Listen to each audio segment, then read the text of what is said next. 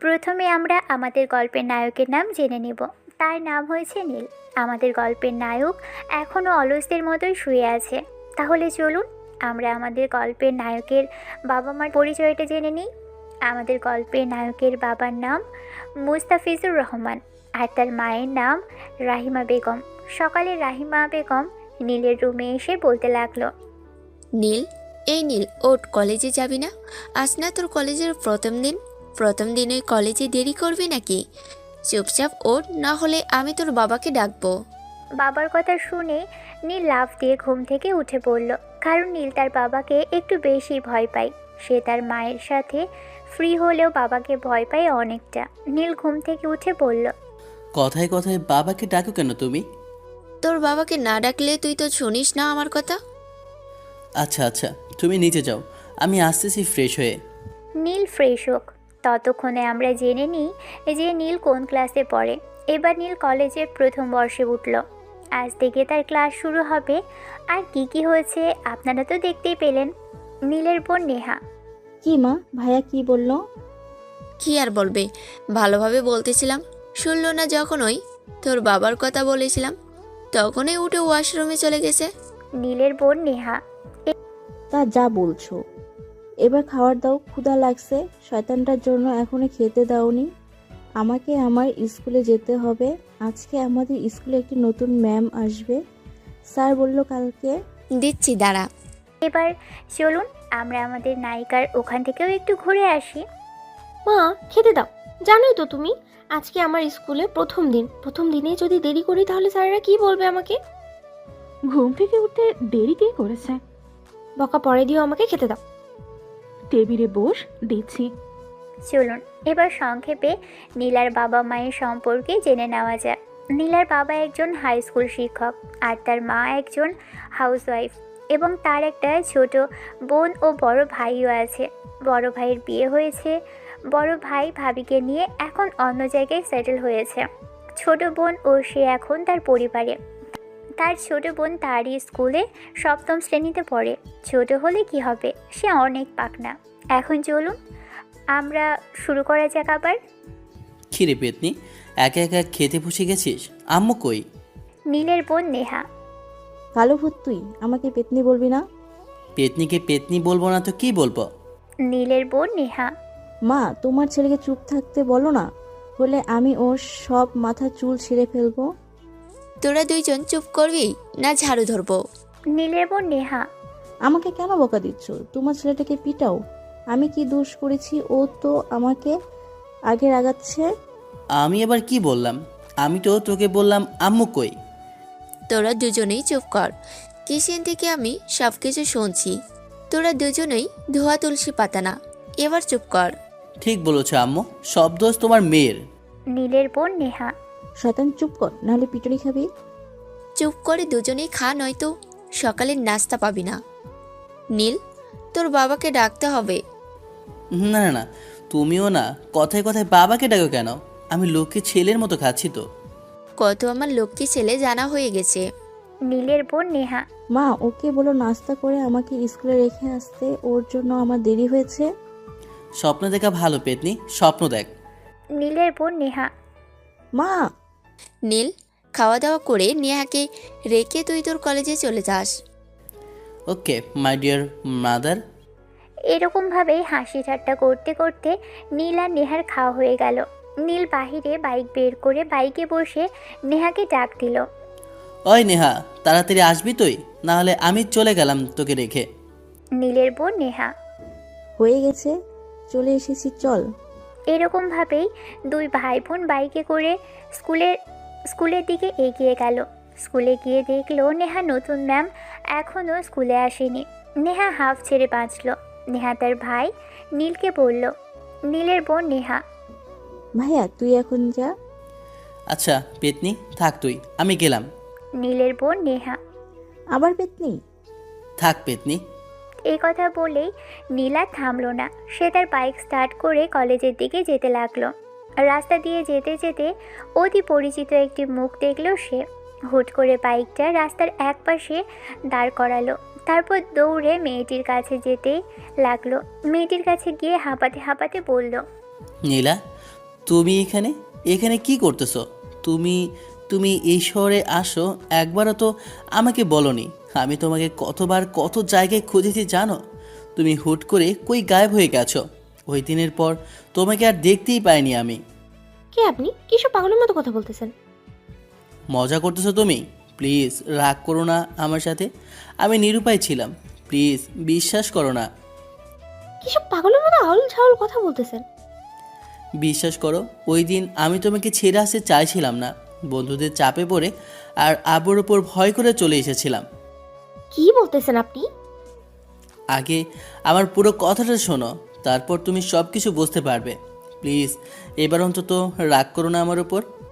কে আপনি? কেন আপনার উপরে রাগ করতে যাব? আপনাকে তো আমি চিনিই না। প্লিজ জান, আমার কথাটা পুরোপুরি শোনো। আপনি কি চান? আমি মানুষজনকে ডেকে আপনাকে মার খাওয়াই? যদি না চান তাহলে আমার পথ থেকে সরে দাঁড়ান। আমি এক্ষুনি, অনেক দেরি হয়ে যাচ্ছে কিন্তু আমার। তুমি এরকম করছো কেন? একজন অপরিচিত লোকের সাথে আর কেমন ব্যবহার করব? আমি তোমার জন্য একজন অপরিচিত লোক? এছাড়া আর কি? আমি তো আপনাকে আজই প্রথম দেখলাম, তো অপরিচিত নয় তো কি আমার পরিচিত? অবশ্যই আমি তোমার পরিচিত, আমি তোমার কাছের। প্লিজ ডিস্টার্ব করবেন না, সরে দাঁড়ান। কথাটা বলেই নীলা নীলের পাশ কাটিয়ে চলে গেল। নীলার দিকে এক ধ্যানে চেয়ে নীল ওখানে মূর্তির মতো ঠায় দাঁড়িয়ে রয়েছে।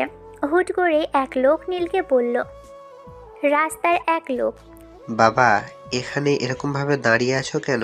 গাড়ি যা আশা করতেছে, তোমার ক্ষতি হতে পারে, সরে দাঁড়াও। লোকটির কথা শুনে নীলের হুঁশ ফিরল। নীল মনে মনে ভাবতে লাগলো। নীল মনে মনে, যে মেয়েটা আমাকে পাগলের মতো ভালোবাসতো, সেই মেয়েটাই কিনা বলতেছে আমি তার কাছে অচেনা। যে মেয়েটা আমাকে ছাড়া কিছুই বুঝতো না, যে মেয়েটা আমাকে ছাড়া একটা দিনও ভালোভাবে থাকতে পারতো না, সে আমাকে বলতেছে আমি অচেনা, আমাকে যে চিনে না। কথাগুলো নীল মনে মনে ভাবতে লাগলো। আর সে তার বাইকের কাছে গেল। সে বাইকে উঠে সোজা কলেজে চলে গেল। যেহেতু আজ তার কলেজের প্রথম দিন, সে কলেজে ঢুকে বাইকটা পার করলো এবং আশেপাশে দেখতে লাগলো। চারিদিকে দেখে সে একটা ছেলেকে জিজ্ঞেস করলো, ভাই, প্রথম বর্ষের ক্লাসটা কই? কেন ভাই, আপনি কি প্রথম বর্ষে? হ্যাঁ, আপনি যদি বলতেন একটু সুবিধা হতো। ভাই, আমি প্রথম বর্ষে, চলেন। আমরা যেহেতু একই ক্লাসে, তবে বন্ধু তো হয়ে যেতে পারে, তাই না? অবশ্যই বন্ধু তো হব, কিন্তু তোমার নাম কি? এবং তুই করে বলতে হবে। আমার নাম নীল, তোমার নাম কি? আর আমিও এটাই বলতে চাচ্ছিলাম যে বন্ধু যখন হব, তুই করে বলাই বেটার। আমার নাম সাগর, আর অবশ্যই আমরা তুই করে বলবো, চল। এ কথা বলেই দুজনে হাঁটতে লাগলো তাদের ক্লাসের দিকে। তখন নীল সাগরকে জিজ্ঞেস করলো, সাগর, তোর আর বন্ধু নেই বা গার্লফ্রেন্ড? আমার আরো বেশ কয়েকজন বন্ধু আছে, কিন্তু আমার এই ফাটা কপালে গার্লফ্রেন্ড নাই। দুঃখ পাস না বন্ধু, আমাগো সাথে এইরকমই হয়। এরকমভাবেই হাসি ঠাট্টা করতে করতে দুই বন্ধু ক্লাসে পৌঁছলো। তারপর সাগর তার বাকি বন্ধুদের সাথে নীলকে পরিচয় করালো। সাগর বলল, এরা আমার বন্ধু রায়হান, রাফি, শফিক, মাহিন, আরও দু একজন আছে, কিন্তু ওরা কোথায় গেছে বলতে পারবো না। কলেজে মনে হয় মেয়েদের সাথে ইটিস পিটিস করার চেষ্টা করতেছে। নীল তাদের সবার সাথে পরিচয় হতে লাগলো। তাদের এই পরিচয় পর্ব শেষে কিছুক্ষণের মধ্যেই স্যার ক্লাসে ঢুকলো। স্যার ঢুকে বলতে লাগলো, হাই এভরিওয়ান, কেমন আছো তোমরা? আশা করি সবাই ভালোই আছো। আমিও আলহামদুলিল্লাহ ভালোই আছি। যেহেতু আজকে আমাদের প্রথম ক্লাস, সেহেতু আমরা প্রথমে পরিচয় পর্ব নেব। এক একে সবাই সবার পরিচয় দাও। স্যারের এরূপ কথা শুনে ফার্স্ট বেঞ্চ থেকে একটা মেয়ে দাঁড়ালো। দাঁড়িয়ে বলতে লাগলো, স্যার, আমার নাম আরশি আর আমার বাবা জব করে। এরকমভাবেই সবার পরিচয় পর্ব শুরু হতে লাগলো। একটা সময় গিয়ে নীলের কাছে স্যার এসে বলল, এই ছেলে, তোমার নাম কি? নীল দাঁড়িয়ে বলতে লাগলো, জি স্যার, আমার নাম নীল এবং আমার বাবার বিজনেস আছে। এরকমভাবেই সাগর, রায়হান, রাফি ওদেরকে এক এক করে পরিচয় দিল। তারপর স্যার বলল, আজকের ক্লাস শুরু করা যাক। এরকমভাবেই তাদের প্রথম ক্লাস শেষ হলো। এভাবে করতে করতেই তাদের টিফিনের সময় হয়ে গেল। রায়হান বলল, চল সবাই ক্যান্টিন থেকে খেয়ে আসি। চল সবাই। হ্যাঁ চল। এরকমভাবেই সবাই গিয়ে ক্যান্টিনে বসলো। তারপর ক্যান্টিনে খেয়ে তাদের সব ক্লাস শেষ করে নীল তার বাসাতে আসলো। নীলকে দেখে নীলের মা বলল, কি রে, কলেজের প্রথম দিন কেমন কাটলো? প্রথম দিন ভালোই কেটেছে, বেশ কয়েকজন বন্ধু বানিয়েছি। বেশ ভালো কথা, এখন গিয়ে নেহাকে নিয়ে আয়। তার স্কুলের ছুটির সময় হয়ে এসেছে। আমি পারবো না, ও একা একা চলে আসবে। আমি তোকে জোর করব না, কিন্তু তোর বাবা বলল নীল আসলে যেন নেহাকে নিতে পাঠায়ও। বাবা বলছে? হ্যাঁ। নীল তখন ব্যাগটা খাটের উপর ছুঁড়ে ফেলে বাইকটা নিয়ে তার বোনের স্কুলের দিকে যেতে লাগলো। স্কুলের গেটে দাঁড়িয়ে অপেক্ষা করতে লাগলো। তখনই নেহা স্কুলের গেট থেকে বের হলো। নেহাকে দেখে নীল বলল, তাড়াতাড়ি বাইকের পেছনে ওঠ, আব্বু তোকে নিয়ে যেতে বলেছে। নীলার বোন নেহা। তাই তো বলি, আমার শয়তান ভাইয়ারটা আমাকে নিতে আইছে কে? তাদের এরকম কথা কাটাকাটির মাঝেই স্কুলের গেট থেকে আরেকটা অনেক পরিচিত মুখ বের হলো। তাকে দেখে নীল নেহাকে বলল, নেহা, কে রে মেয়েটা? মেয়েটা নয়, ম্যাম বল। মানে? মানে আবার কি? সে আমার ম্যাম, মানে তোরও তো ম্যাম। তোর ম্যাম বলতে এই তোর সেই নতুন ম্যাম? হ্যাঁ। নীল মনে মনে। কি, সে আমার বউ, আমার ছোট বোনের ম্যাম? কি কপাল আমার। কি ভাবছিস তুই? কিছু না। এরকমভাবে কথা বলতে বলতে তারা বাসার দিকে যেতে লাগলো। তাহলে চলুন জেনে নেওয়া যাক যে নীল কেন নেহা ম্যামকে তার বউ বলল। তাহলে একটু ফ্ল্যাশব্যাক দিকে ঘুরে আসা যাক। ফ্ল্যাশব্যাক। নীল, তাড়াতাড়ি খাওয়া দাওয়া করে রেডি হও। তুই নাকি তোর বন্ধুদের সাথে ঘুরতে যাবি। জলদি রেডি হও, না হলে তোর বন্ধুরা তোকে ছেড়ে চলে যাবে। আম্মা, একটু ভালোভাবে খেতে দিবা না নাকি? ওদের বলা আছে ওরা সবাই আমাকে নিয়ে যাবে। নীলের বোন নেহা। ভাইয়া, তুই যেহেতু কক্সবাজার যাচ্ছিস, আমার জন্য সুন্দর সুন্দর মালা নিয়ে আসবি এবং অনেকগুলো চকলেটও নিয়ে আসবি। পেতনি, আমার টাকা দিয়ে তোর জন্য কেন নিয়ে আসবো? নীলের বোন নেহা। আম্মু, ভাইয়াকে বলবা নাকি এসব নিয়ে আসতে আমার জন্য? এসব কিছু না নিয়ে আসলে কিন্তু আমি আর খাবো না। মেয়েটা যেহেতু বলছে, তাহলে সব কিছু নিয়ে আসবি আর কি। যদি তোর টাকা লাগে তাহলে তোর বাবাকে বলবি, তিনি দেবেন আর কি। আমি বাবাকে বলতে পারবো না। আমি বলবো নি তোকে টাকা দিতে, তুই সব কিছু নিয়ে আসবি। ওকে মাই মাদার। এখানে সবাই কি বলতেছে কিছুই বুঝতে পারলে না তো? তাহলে শুনুন, আজকে নীলের পরীক্ষা শেষ। এই জন্য নীল এবং তার সব বন্ধুরা মিলে কক্সবাজার ঘুরতে যাওয়ার প্ল্যান করেছে এবং এই জন্যই নীলের বোন তাকে এসব কিছু কিনে আনতে বলল কক্সবাজার থেকে। ওদের সাথে কথা বলে নীল তার বন্ধুদের কাছে চলে গেল।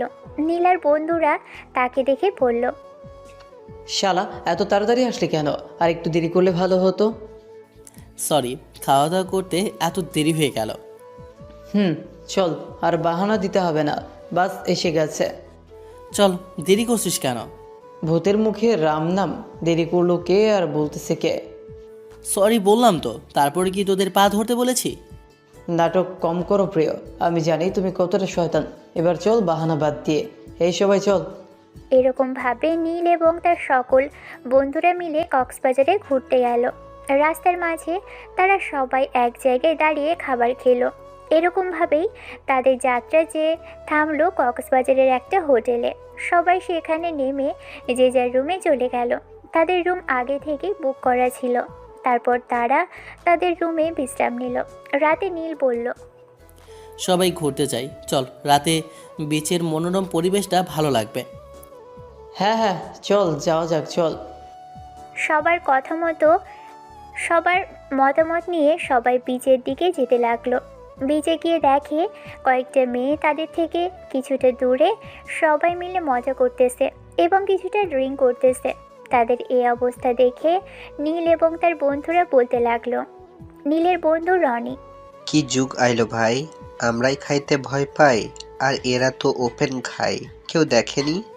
রনির বাচ্চা রনি, আমরা এখন অনেক ছোট আছি রে, ওরা আমাদের অনেক সিনিয়র হবে। নীলের বন্ধু ফয়সাল। ভাই সিনিয়র হলে কি হবে, দেখতে কিন্তু হেব্বি। নীলের বন্ধু আয়ান। ভাই, শুনতে পারলে সবাই জুতা দিয়ে পিটাবে। সবাই চুপচাপ থাক আর ঘুর। আয়ান ঠিক বলেছে, ওইদিকে তাকাস না, সবাই খোর আর এই ঠান্ডা ঠান্ডা বীচের মজা নে।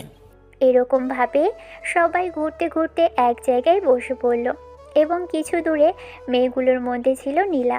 নীলা তাদের দেখে তার বান্ধবীদেরকে বলতে লাগলো। দেখ, ছেলেগুলো আমায় দেখে কেমন ট্যাপ ট্যাপ করে চেয়ে আছে। নীলার বান্ধবী টিয়া। আরে ওরা বাচ্চা বাচ্চা ছেলে, বাবা মার সাথে ঘুরতে আইছে মনে হয়। কিন্তু তাদের মধ্যে এটা একটাকে দেখ, ছেলেটা খুব কিউট এবং হট না? নীলার বান্ধবী প্রিয়া। আরে বান্ধবী, তুই তো কাউকে পাত্তা দিস না, আর ওই ছেলেটাকে তুই নিজ থেকে কিউট আর হট বলতেছিস। কেন জানি তাকে আমার খুব ভালো লাগতেছে। আমার মন চাচ্ছে তাকে জড়িয়ে ঠোঁটের সাথে ঠোঁট মিলিয়ে লম্বা একটা কিস করি। তাই নাকি? আমাদের বান্ধবী আজ অনেক রোমান্টিক হয়ে গেছে। তাহলে চল, তোকে একটা ডেয়ার দিই, পূরণ করতে পারলে তুই যা চাবি তাই। কেমন ডেয়ার? যদি পূরণ করতে পারি তাহলে যা যাই তাই দিতে হবে। পুরো 10,000 টাকা দিয়ে দিবি? তুই যে ছেলেটাকে কিস করার কথা বলতেছিস না, ওই ছেলেটাকে পাক্কা 10 মিনিট কিস করবি এবং তাকে তুই সিডিউস করার চেষ্টা করবি। যদি তুই সফল হোস তাহলে তোকে 10,000 টাকাই দিব, যা। কি সব বলিস? নীলা, ভয় পেয়ে গেছিস নাকি? নীলা কোনোদিনও ভয় পায় না। নীলাকে সবাই ভয় পায়। তোদের এই ডেয়ার আমি পূরণ করেই যাব। এই কথা বলেই নীলা নীলের গ্রুপের কাছে যেতে লাগলো। নীলা যেহেতু ড্রিঙ্ক করেছিল ওই জন্য সে নিজের মাঝেই ছিল না এবং তার বান্ধবীরা তাকে রাগ তুলে দিয়েছে, এই জন্য আর সে কারণে আরও ওভাবে যেতে লাগলো। গিয়ে তাদের সামনে বলল। এই কিউট পিচ্ছি, আমার সাথে একটু সাইডে আয় তো, তোর সাথে কথা আছে। নীলা যেহেতু ড্রিঙ্ক করেছিল সেজন্য তার কথাগুলো একটু তোতলা ছিল। নীলার কথা শুনে নীল বলতে লাগলো। আমি আপু? কি রে কিউট পিচ্ছি, তুই একটু উঠে আয়। নীলার এরকম কথা শুনে নীল উঠে নীলার সাথে যেতে লাগলো। তারা বেশ কিছুটা দূরে আসলে নীলা নীলের ঠোঁটের সাথে নিজের ঠোঁট মিশিয়ে দিল। নীল নীলাকে বেশ কিছুক্ষণ ছাড়ানোর চেষ্টা করতে লাগলো। নীলা তাকে সিডিউস করার চেষ্টা করতেছে, এই জন্য নীল নিজেকে কন্ট্রোল না করতে পেরে নীলার সাথে রেসপন্স করতে লাগলো এবং তাদের মধ্যে একটা গভীর সম্পর্ক হয়ে গেল। তখন রাস্তার পাশে গ্রামের কিছু লোক যাচ্ছিল, কারণ পাশেই ছিল একটা গ্রাম। গ্রামের লোকগুলো নীল এবং নীলাকে এই অবস্থায় দেখে ফেলে এবং তারা অনেক বেশি রেগে গেল। তারপর তারা তাদের দুইজনকেই অনেক বকাঝকা করলো এবং জোর করে তাদের গ্রামে নিয়ে গেল এবং তারা নীল এবং নীলাকে একটা রুমের মাঝে আটকে রেখে গ্রামের একজন মুরব্বী বলল। এবার তো তোমাদের বিয়ে হবে। ওই মুরব্বীর কথা শুনে নীল নীলাকে বলল। এবার কি হবে? আপনার জন্যই হয়েছে এই সব কিছু। চিনি না জানি না, আমি আপনাকে বিয়ে করতে পারবো না। মুরব্বী এবং নীলের কথা শুনে নীলা প্রচণ্ড রেগে গেল। এরই মধ্যে নীলার নেশার ঘোরটাও বেশ কিছুটা কমে এসেছে। নীলা রেগে বলল। আমার শয়তান বান্ধবীগুলো তোমার সাথে এরকম করার জন্য আমাকে ডেয়ার দিয়েছিল। এ কথা শুনে নীল রেগে বলল। আপনার বান্ধবীরা বলল আর আপনি এরকম একটা কাজ করলেন? আপনি কোনো ছোট বাচ্চা নাকি? এর পরিণতি কি হতে পারে আপনি জানেন? আমার শারীরিক সম্পর্ক হয়ে গেছে, আমার জীবনটাই শেষ হয়ে যাবে। নীলের এরকম কথা শুনে নীলা রেগে বলল। আমি একটা মেয়ে, আমার জীবনটাও তো শেষ হয়ে যাবে। তুমি ছেলে, আমার কী বা হবে তোমার? আমার শয়তান বান্ধবীরা এমনটা করলো, আমি তাদের একটাকেও ছাড়বো না। আমি ড্রিঙ্কস করেছিলাম, আপনি তো সজাগ ছিলেন, তবে আপনি কেন এমনটা করলেন? নীলার এ কথা শুনে নীল রেগে বলে উঠল। আপনার মতো একটি সুন্দরী মেয়ে যদি সামনে থেকে ডাকে তাহলে আমার মতো একটা ছেলে কিভাবে নিজেকে কন্ট্রোল করবে? আপনি নিজ থেকে এসেই আমাকে কিস করতে লাগবেন। আমি আপনাকে ছাড়াতে চেষ্টাও করেছিলাম, কিন্তু আপনি তো আঠার মতো চিপকে লেগে গিয়েছিলেন। ওই জন্যই তো নিজের উপর কন্ট্রোল হারিয়ে ফেলে আপনার সাথে এইসব কিছু হয়। নীলের এরকম লাগামহীন কথা শুনে নীলা কিছুটা লজ্জা পায় এবং নীলা বলল। এখন কি করব বলেন? দুজনেই তো ফেসে গেছি। আমি ড্রিঙ্কস করেছিলাম আর আপনি নিজের কন্ট্রোল হারিয়ে ফেলেছেন, তারপর এসব কিছু হয়ে গেছে। এবার কি হবে আমাদের? কি আর হবে, আমাদের দুজনে বিয়ে পড়িয়ে দিবে আর কি। গ্রামের লোকজন সম্পর্কে তো আপনার ধারণা থাকার কথা। এরা দুজন ছেলে মেয়েকে দেখতে পেলে তখনই বিয়ে দেওয়ার কথা। উম, আর তার উপর আমাদেরকে তো রোমান্স করতে ধরে ফেলেছে ওরা। এদের এরকম কথা চলতে চলতে গ্রামের আরও বেশ কয়েকজন লোকজনও আসলো। একজন লোক বলে উঠল, তাড়াতাড়ি মসজিদের ইমামকে নিয়ে আসো, এদের দুজনের বিয়ে পড়িয়ে দিয়ে তাহলে এরা ঠিক হবে। ওদের এরকম কথা শুনে নীল এবং নীলা একসাথে বলে উঠল, না, আমরা ওরকম কিছুই করিনি। আপনারা ভুল ভাবছেন আমাদের। গ্রামের এক লোক, আমরা ভুল ভাবতেছি না, আমরা ঠিকই ভাবতেছি। আমাদের গ্রামের 2 লোক তোমাদেরকে বাজে কাজ করা অবস্থায় একেবারে দেখে ফেলেছে। এরপরে তোমরা কি বলবা? নীল নীলা দুজনই বারবার অস্বীকার করতে থাকে তারা কোনো খারাপ কাজ করেনি। যা হয়েছে তা শুধু ভুল হয়ে গেছে। তাদের কথা কেউ শুনতেই চাচ্ছিল না। এরই মধ্যে ইমাম চলে আসলো এবং তাদের দুজনকে জোর করে বিয়ে পড়িয়ে দিল। নীল কবুল বলতে চায়নি। গ্রামের দুজন লোক এসে যখন চাপ দিল তখন সে বাধ্য হলো বলতে। এ কথা বলেই নীল মনে মনে ভাবল। নীল মনে মনে 3 বার কবুল বলে আবুল হয়ে গেলাম। সামান্য একটা ভুলের জন্য সারা জীবন পস্তাতে হবে আমাকে। এসব কিছু শেষ হয়ে গেলে নীল এবং নীলাকে একটা রুমে পাঠিয়ে দেওয়া হলো।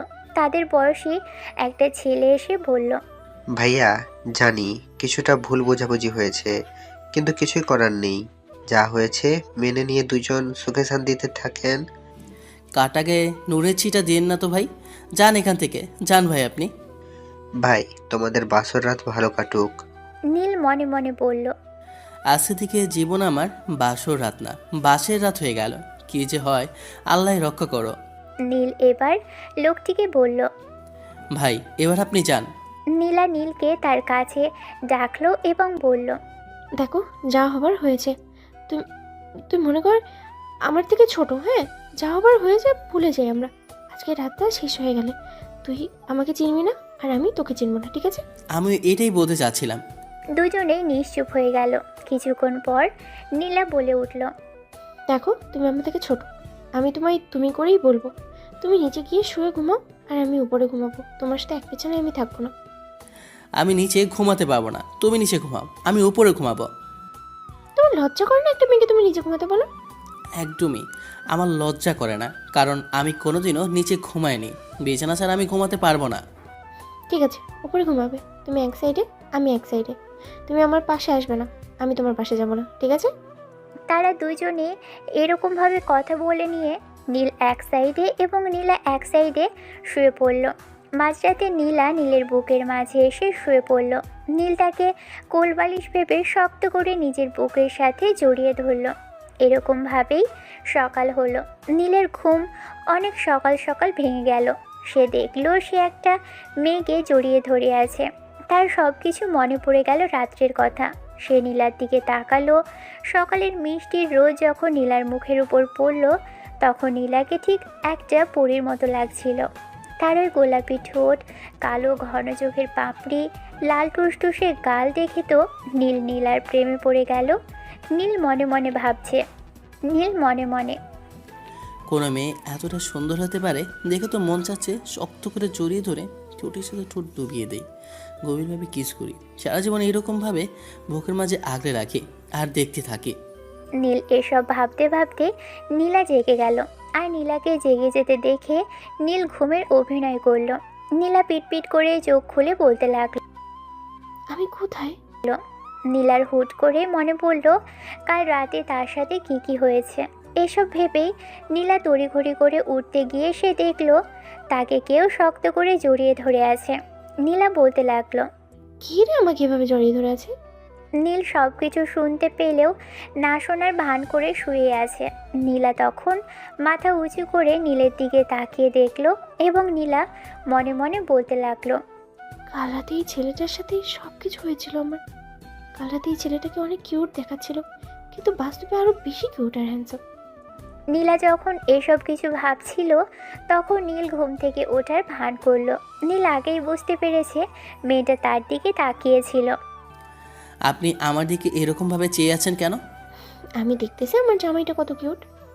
নীলা নিজের অজান্তে কথাটি বলে জিহ্বায় কামড় দেয়। কি বলতেছেন আপনি? কাল রাতেই না বললেন আমাকে আপনি স্বামী হিসেবে মানতে পারবেন না, আর আমি আপনাকে স্ত্রী হিসেবে মেনে নেব না। আমার বয়স কি আর আপনার বয়স কি? কাল রাতে তোমাকে তো নেশার করে দেখতেই ছিলাম, তো তুমি খুব কিউট লাগতেছিল। বাস্তবে তো তুমি আরো বেশি কিউট জামাই। তুমি শুধু আমারই হবা। প্রথম দেখাতে আমি তোমার প্রেমে পড়ে গেছি। নীল মনে মনে বলতে লাগলো। নীল মনে মনে। প্রথম দেখাতে তো আমিও আপনার প্রেমে পড়ে গেছি, কিন্তু এত তাড়াতাড়ি বললে কি মজা আছে? দেখি আপনি আমার জন্য কি কি করতে পারেন। নীল এবং নীলা দুজনেই উঠল এবং উঠে দুজনে বাহিরে গেল। ফ্রেশ হয়ে দুজনে হাঁটতে লাগলো। বাহিরের দিকে একটা হোটেল দেখে দুজনেই ঢুকে কিছু খাওয়া দাওয়া করে নিল এবং এরই মধ্যে দুজন দুজনের সাথে বেশি কথাও বলেনি। হুট করে নীল বলে উঠল, আমাকে আমার বন্ধুদের কাছে ফিরতে হবে, আপনি থাকেন। আমি তোমার বউ ভুলে যাচ্ছ? কোথাও যাবার যাও, তোমার ফেসবুক আইডি আর তোমার নাম্বারটা দিয়ে যাও। কেন? এক্ষুনি বললাম তো আমি তোমার বউ। তুমি মানো বা না মানো, আমি তোমাকে স্বামী হিসেবে মেনে নিয়েছি, আর তুমি আমার স্বামী। বুঝলাম? আমার কিউট পিচ্চি বল। আচ্ছা নিন, আমার ফেসবুক আইডির নাম নীল এবং আমার মোবাইল নাম্বার 017157005। বাই, আল্লাহ হাফেজ, আমি গেলাম। বাই। ফোন দিলে ফোন রিসিভ করো। কথা বলা শেষ করে নীল তার বন্ধুদের কাছে যাওয়ার জন্য রওনা হলো আর নীলা তার বান্ধবীদের কাছে গেল। তার বান্ধবীরা তাকে জিজ্ঞেস করলো, কিরে দোস্ত, কি হয়েছে তোর? সারা রাত কইছিলি? বান্ধবীদের এরকম কথা শুনে নীলা প্রচণ্ড রেগে গেল। শয়তান, খচ্চন্নি, শাকচুন্নি দল, তোরা আমাকে কি দিয়ে দিয়েছিলি? তোদের জন্য সবকিছু শেষ হয়ে গেল। শেষমেশে আমাকে জোর করে বিয়ে পড়িয়ে দিল। কি বলিস? বিয়ে দিছে মানে? বিয়ে দিছে মানে বোঝোস না? যে ছেলেটাকে তোরা কিস করতে বলেছিলি, সেই ছেলেটাকেই কিস করতেছিলাম। তখন আমাদের মধ্যে কিসের থেকে কি সব বেশি কিছু হয়ে যায়। ওসব দেখে গ্রামের একজন লোক আমাদের জোর করে বিয়ে পড়িয়ে দেয়। নীলার এরকম কথা শুনে নীলার সব বান্ধবীরা হাঁ হয়ে বসে আছে। সবাই বলতে লাগলো, সরি রে, আমরা বুঝতে পারিনি এরকম কিছু একটা হবে। যাই হোক, এসব কথা বাদ দে। কথা হচ্ছে, ওই ছেলেটাকে আমার প্রচণ্ড ভালো লেগে গেছে। বলতে পারিস প্রথম দেখাতেই প্রেমে পড়ে গেছে। জুনিয়র হলে কি হবে, মারাত্মক হ্যান্ডসাম আর কিউটও আছে। তোরা যদি এখন দেখিস, তোরাও প্রেমে পড়ে যাবে। নীলার মুখ থেকে এরকম কথা শুনে নীলার বান্ধবীরা বলতে লাগলো, ছেলেটা আসলে অনেক কিউট আর হ্যান্ডসাম হবে যে আমাদের ক্রাশ কুইনকে প্রেমে ফেলেছে। তার নাম্বার এবং ফেসবুক আইডি নিয়ে এসেছি, একটু পরেই কল দেব। নীলার বান্ধবীরা বলতে লাগলো, ঠিক আছে, তাহলে কল দিস পরে তুই। চল আপাতত রুমে যাই। চ, রুমে যাই। এ কথা বলে সে তার বান্ধবীদের সাথে যেতে লাগলো। আর অন্যদিকে নীল তার বন্ধুদের কাছে গিয়ে বলল যে, আরে শালা, আজ আমি জোর বাঁচা বেঁচেছি। কেন, কি হয়েছে তোর? আরে আর বলিস না, মেয়েটা আমাকে নিয়ে গেল না। নীল তার বন্ধুদের এক এক করে সব কথা খুলে বলতে লাগলো। সব কিছু শুনে নীলের এক বন্ধু বলে উঠল, ভাই এমনি বাসায় অনেক প্রবলেম করে আসছি, বাসা থেকে আসতে দিবে না। এরপর যদি জানে এসব কিছু হয়ে গেছে, সত্যি কথা একদম বাসা থেকে বের করে দিবে। আমি কি সব ইচ্ছে করে করেছি নাকি? হ্যাঁ, তুই ইচ্ছে করে করিসনি আমরা জানি। পরিবারের লোক তো এটা বোঝার চেষ্টা করবে না, তারা বুঝবে কম, চিল্লাবে বেশি। এই একটা বিষয়ের জন্য সবাইকে বকা খেতে হবে, তোকে তো তোর বাবা মেরে ফেলবে। তার বন্ধুর এমন কথা শুনে নীল অনেক যে ভয় পেয়ে গেল। নীল ভয়ে ভয়ে বলে উঠল, ভাই এবার আমি কি করব তোরাই বল। নীলের বন্ধুরা তাকে বলল, যা হবার হয়েছে, দেখ বাসাতে কিছু যেন জানতে না পারে। এই কথা কারোই মনে থাকবে না, মেয়েটা হয়তো ভুলে যাবে। আরে ভাই, মেয়েটা যে সিরিয়াস আমার তো মনেই হয় না। কি আর বলবো, গত রাতে সে আমাকে ডিভোর্স দেওয়ার কথা বলতেছিল, কিন্তু সকালে উঠে তার মত পরিবর্তন হয়ে গেছে। নীলের বন্ধুরা বলল, এখন তার মতো পরিবর্তন হয়ে কি হয়েছে? মেয়েটা তোকে কি বলে? নীল বলল, সে আমার সাথে থাকতে চায় এবং কথায় কথায় পিচ্চি জামাই, কিউট বর এসব বলে। নীলের এই কথাগুলো শুনে তার বন্ধু রনি বলতে লাগলো, আরে ভাই চিন্তা করিস না, 2 দিন যাক সব ঠিক হয়ে যাবে। এরকমভাবেই সময় কাটতে লাগলো। তারা সবাই মিলে প্ল্যান করলো তারা ঘুরতে যাবে। তারা কাল রাতে বিচে ঘুরেছে, এখন তারা এই বিকেলে আবারও অন্যদিকে ঘুরতে যাবে। ওদিকে আবারও নীলা এবং তার বান্ধবীরা তারাও সবাই মিলে প্ল্যান করলো ঘুরতে যাবে। তারা সবাই ঘুরতে যাওয়ার জন্য বের হলো। হঠাৎ নীল বলে উঠল, তোরা সবাই সামনে যা, আমি যাচ্ছি। নীলার বন্ধু আয়ান। কেন, কি হয়েছে? আরে ভাই তোরা যা না, আমি একটু পর আসতেছি। এই কথা বলেই নীল বাথরুমের দিকে গেল এবং একটু পর বের হয়ে এসে বলল সবাইকে। চল। নীলের বন্ধুরা বলল। চল। তারা সবাই কথাবার্তা বলে বলে যেতে লাগলো। তারা বিচের সাইডে বসে পড়ল। তারপর সবাই মিলে গান করতে লাগলো। নীলের বন্ধুরা নীলকে বলল। ভাই একটা প্রেমের ছ্যাঁকা খাওয়ার শায়রি শোনা। আমি ভালো শায়েরি বলতে পারি না তো। আচ্ছা শোন তাহলে। নীলের বন্ধুরা সবাই বলল। আরে বাজি যা পারোস তাই বল, আমাদের সামনে মিথ্যা বলে লাভ নেই। আমরা জানি তুই খুব ভালো শায়রি বলতে পারিস। নীল বলল। কি জাদু জানো তুমি, তোমাকে বলতে পারি না আমি। কতই না মায়া আছে তোমার ওই মুখে। একবার দেখলে হারিয়ে যাই তোমার ওই মায়াবী চোখের মাঝে। একবার না বারবার দেখতে চাই তোমাকে, অন্যকারে হয়ে নাই, তোমাকে নিজের করতে চাই। শত কষ্টের মাঝেও তোমার ওই মায়াবী মুখ দেখে শত কষ্ট ভুলে যেতে চাই। প্রতি সকালে তোমাকে দেখতে চাই। দিন শেষে শত চেষ্টার পরও পারিনি ভুলতে তোমাকে। নীলের এই শায়েরি শুনে তার বন্ধুরা বলতে লাগলো। ভাই তুই না বললি তুই শায়রি বলতে পারিস না? কত সুন্দর একটা শায়রি বললি তুই। নীলার বন্ধুদের কথা শুনে নীল বলতে লাগলো। আরে ভাই মাঝে মাঝে শখের বসে বলি। নীলের পিছন থেকে একটা মেয়েলি কণ্ঠ বলে উঠল। কোনো চিন্তা করো না, আমি তোমার সাথেই থাকবো, তোমার পাশেই থাকবো। সকালে উঠলেই তুমি আমারই মুখটা দেখতে পারবে সবার প্রথমে।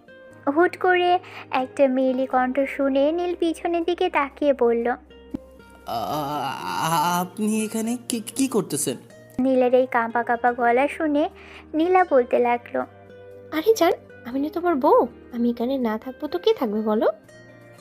আপনি ছাড়া যে থাকবে সেই চলবে, শুধু আপনি ছাড়া। নীলের এরকম কথা শুনে নীলা রেগে বলল। আই, কি বলো তুমি? ভালোভাবে কথা বলতেছি তাই বলে কি মাথায় চড়বে নাকি? হ্যাঁ, পিটিয়ে সোজা করবো। তোর আর আমার না বিয়ে হয়েছে, তাহলে এরকম করছিস কেন? এদের এরকম কথা শুনে নীলের বন্ধুরা নীলকে টেনে নিয়ে পালিয়ে গেল। নীলার পিছন থেকে চিল্লিয়ে বলল। এই কই যাচ্ছিস? তারা তারা। নীলার বান্ধবী টিয়া। এই নীলা, এরকম করিস না। লোকজন সবাই দেখে আছে আমাদের দিকে, লোকে খারাপ বলবে। একটু ভালোভাবে আচরণ কর রে ভাই। এই সব কিছু হওয়ার পর নীল এবং তার বন্ধুরা একটা জায়গায় থেমে পড়ল। ভাই যা হবার হয়েছে, বাবা জানতে পারলে তোকে সহ আমাদের সবাইকে মেরে ফেলবে। এবার চল আমরা সবাই ফিরে যাই। নীল তাদের সাথে একমত হলো। ঠিক আছে, কাল আমরা চলে যাব। এই কথা বলে তারা সবাই হোটেলে গিয়ে তাদের নিজ নিজ ব্যাগ গোছাতে লাগলো আর সকাল সকাল চলে যাবে ঢাকায়। এদিকে নীলা রাত্রে ঘুমোতে পারছে না, কখন সকাল হবে আর কখন নীলকে খুঁজবে। এরকমভাবেই সকাল হয়ে গেল। নীল এবং তার বন্ধুরা ঢাকায় ফিরে গেল। এদিকে নীলা নীলকে খুঁজতে খুঁজতে রাস্তার মাঝে চলে আসলো। নীলার বান্ধবীরা তাকে চিল্লিয়ে চিল্লিয়ে বলতে লাগলো। নীলা, ওখান থেকে সরে যা, সামনে থেকে ট্রাক আসতেছে। নীলা, আ কিছু বুঝে ওঠার আগেই একটা ট্রাক এসে তাকে ভয়াবহভাবে ধাক্কা দিল এবং সে ধাক্কায় ছিটকে গিয়ে অন্য একটা গাড়ির সাথে তার মাথা লাগলো এবং তার মাথা ফেটে প্রচণ্ড পরিমাণে রক্ত বইতে লাগলো। রক্তে তার পুরো সাদা কাপড়টি লাল রঙে পরিণত হয়েছে। রাস্তা পুরো রক্তে লাল হয়ে গেছে।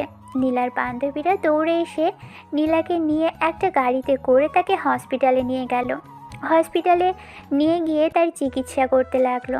অন্যদিকে যে ট্রাকটি নীলাকে ধাক্কা দিয়েছিল সেই ট্রাক চালকটা ট্রাক নিয়ে পালিয়ে গেছে। এত ভিড়ের মাঝে কেউ আর ট্রাকটির নাম্বার বা ট্রাকটিকে ভালোভাবে মনে রাখতে পারেনি। ডক্টররা প্রথমেই চিকিৎসার জন্য নীলাকে আইসিইউতে নিয়ে গেল। প্রায় 3 থেকে 4 ঘন্টার মতো নীলার চিকিৎসা চলল। এরই মধ্যে নীলার বান্ধবীরা তার বাবা মাকে বলে দিয়েছে এই কথা শুধু অ্যাক্সিডেন্টের কথাই তারা বলেছে। নীলার বাবা মা তো কান্নাকাটি করতে লাগলো। ডক্টর আইসিইউ থেকে বের হয়ে এসে বলল, আপনার বান্ধবী খুব গুরুতরভাবে আহত হয়েছেন। হয়তোবা তার পুরনো স্মৃতি মনে থাকবে না, কারণ সে খুব খারাপভাবে মাথায় আঘাত পেয়েছে।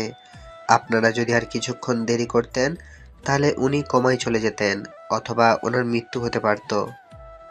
ডক্টরের এরকম কথা শুনে নীলার বান্ধবী প্রিয়া বলতে লাগলো। আপনাকে অসংখ্য অসংখ্য ধন্যবাদ ডক্টর। আপনি আমাদের বান্ধবীর প্রাণ বাঁচিয়েছেন। আমরা তার বাবা মাকে ইনফর্ম করে দিয়েছি, ওনারা হয়তো রাতের দিকেই চলে আসবেন। এই হলো ফ্ল্যাশব্যাক। এখন চলুন বর্তমানে ফিরে আসা যাক। নীল তার বোনকে নিয়ে ইতিমধ্যে তাদের বাসায় এসে গেছে। নীলের মা নীলকে বলল, কি রে, এসে গেছিস তোরা দুজনেই? হ্যাঁ মা, দুজনেই এসে গেছে। দুজনেই? যা গিয়ে ফ্রেশ হয়ে আয়, আমি খেতে দিচ্ছি। আমি এখন খাবো না। তোর আবার কি হয়েছে, খাবি না কেন? এমনি মা, খেতে ভালো লাগতেছে না, পরে খাবো। নীলের বোন নেহা, ভাইয়া আমার ম্যামকে পছন্দ করেছে। এই ম্যামের প্রেমে পাগল হয়ে গেছে সে, তাই সে খাবে না। সে ম্যামের থেকে পাপ্পি খাবে। নেহা থেকে এমন কথা শুনবে নীল তা আশাও করেনি। নেহার কথা শুনে নীলের মা নীলকে বলল, নেহা, এগুলো কি বলতেছে রে? কিছু না মা, ও এমনিই বলতেছে, আমাকে নিয়ে মজা করতেছে। নীল এবং নেহাকে এরকমভাবে ঝগড়া করতে দেখে নীলের মা বলে উঠল, চুপচাপ দুজনেই ফ্রেশ হয়ে আয়, খেতে দিচ্ছি। দুজনে আর বেশি কথা না বাড়িয়ে ফ্রেশ হতে গেল। ফ্রেশ হয়ে এসে তারা খাওয়া দাওয়া শেষ করে নিজ নিজ রুমে চলে গেল। রুমে গিয়ে নীল তার বন্ধুকে ফোন দিয়ে বলল, আরে ভাই, কই তোরা? বিকেলে আয়, ইমার্জেন্সি একটা কথা আছে তোদের সাথে। কি কথা রে? তুই তো এরকমভাবে কোনোদিন ডাকিসনি, খুব জরুরি নাকি?